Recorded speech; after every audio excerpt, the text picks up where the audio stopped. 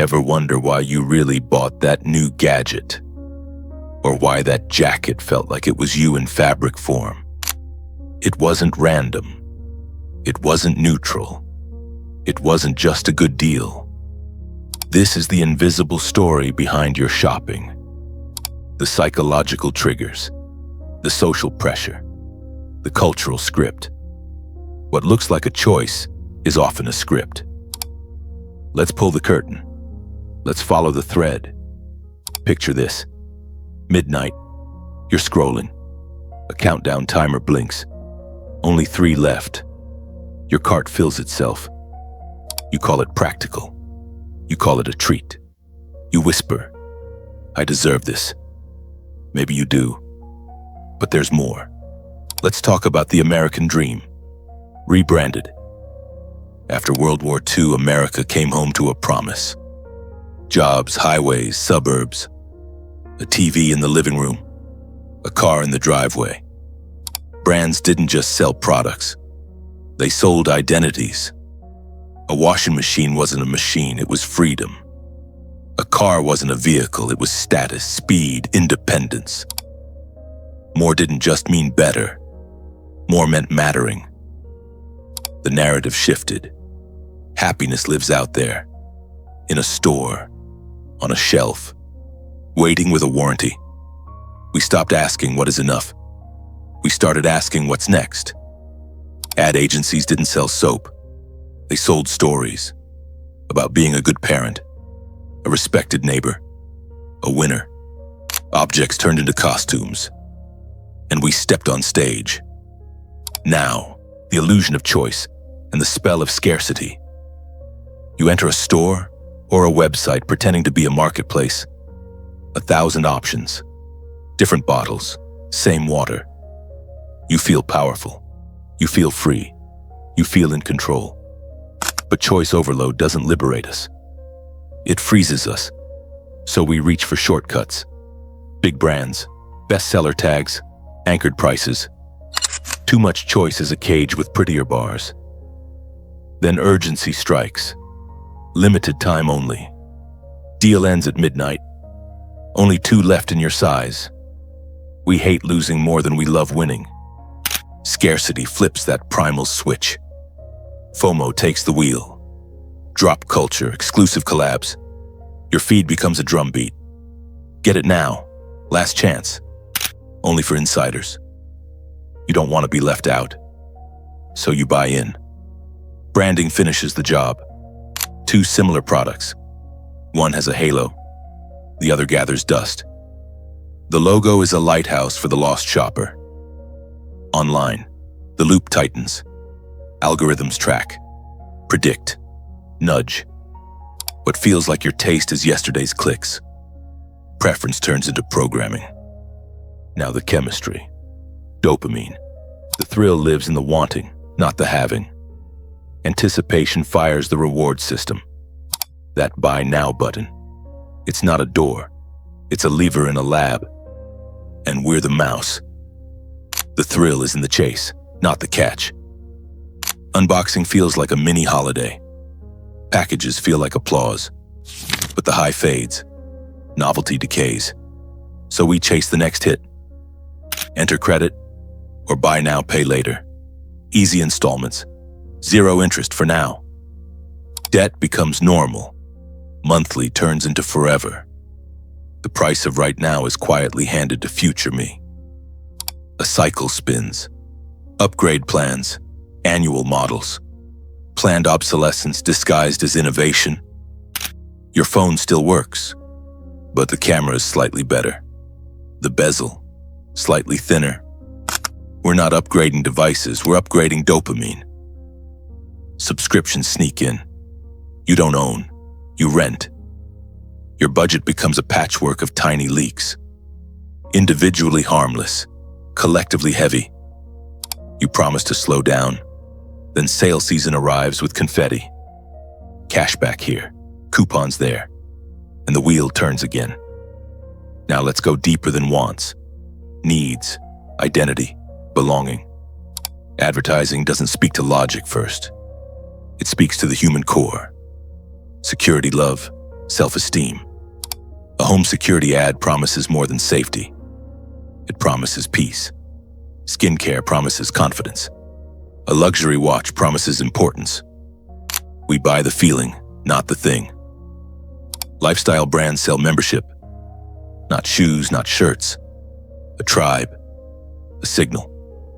This is who I am, or this is who I want you to think I am. Our carts become confessionals. We curate ourselves with payments. And tribes form around logos.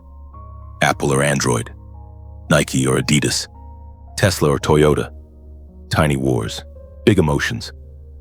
Every purchase is a sentence in the story of you. Then comes moral signaling. Eco-friendly, clean, ethical. Sometimes meaningful, sometimes marketing. But it feeds a deeper drive, to feel like a good person.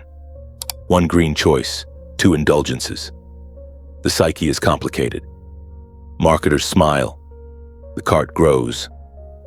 Let's peek at the mechanics. Anchoring. You see a jacket for $2.99 next to one at $7.49. Suddenly $2.99 feels reasonable. Decoy pricing. 3 plans. 2 make the third look perfect. Sunk cost. You already paid the subscription. Might as well upgrade for the full experience. Social proof. 4.9 stars. 1,000 sold. You borrow strangers' certainty to fill your own. Commitment and consistency. Try to sample. Join the rewards program. Now you keep buying to match that identity. Personalization. Your name in the email. Your browsing remembered. It feels like a relationship. It's a database. Modern marketing doesn't push, it predicts. None of this is evil, but none of it is neutral. Walk in asleep. Walk out with emptier pockets and heavier closets. There's a cost to more. Ownership takes attention. A drawer becomes a decision. A closet becomes a negotiation. Clutter isn't just physical. It's cognitive. Every maybe you bought creates a what now you carry. When everything matters, nothing satisfies. We think buying will calm the noise. Often it multiplies it. So how do we break the spell? With mindful consumption. This isn't anti-pleasure, it's pro-agency, pro-intention. Here's a simple toolkit. 1. The 24 to 48 hour rule. Want it? Cool. Wait a day or two. If the desire survives the delay, it's a choice. Pause is power. 2. One-tab shopping. Set your criteria. Open one page. Decide. Closed loops beat open spirals. 3. The true cost check. Translate price into hours of your life. After tax. Would you trade that time for this thing? Say it out loud. The truth will answer. 4. The 30 use test. Will you use it 30 times? If yes, cost per use drops. If no, it's an expensive mood. 5. Add friction to buying. Remove friction from saving. Turn off one click. Delete saved cards. Automate savings. 6. Wish list, not cart. Revisit monthly. Delete what no longer whispers. 7. One in, one out. Let your closet breathe. 8. Repair, borrow, share. Ownership isn't always optimal. 9. Experience first budgeting. Spend on memories that compound. 10. Buy for the life you live, not the life you scroll. 11. The shelf test for identity buys. If no one ever saw it, would you still want it? If not, you're buying applause. 12. Gratitude reps. Name 3 things you already own that serve you daily. Train your brain for enoughness. Minimalism isn't less, it's clearer. Let's rethink status. Praise durability over novelty. Craft over clout. Care over clicks. Imagine, the new flex is repairing your jacket. The cool move is finishing the books you own. The line isn't I got it on sale. It's I didn't need it. The rarest luxury is peace of mind. Enough isn't a number. It's a relationship to desire, knowing the difference between a craving and a calling. You can still love beautiful things. You can still enjoy upgrades. But now the driver changes. Not FOMO, not pressure. Choice on your terms. Shift from consumer to creator. Cook a meal, edit a photo, fix, build, learn. Creation stretches dopamine across time. It gives momentum, not just a moment. Create the feeling you're trying to buy. You can be intentional without being a lecture at the mall. Compliment craft, not logos. Ask friends what they loved using this year. Normalize I'm waiting on it. Celebrate I passed on it. Culture shifts when conversations shift. American consumerism isn't a villain. It's a weather system. You don't beat weather. You prepare for it. Choose your coat. Pick your route. Step outside anyway.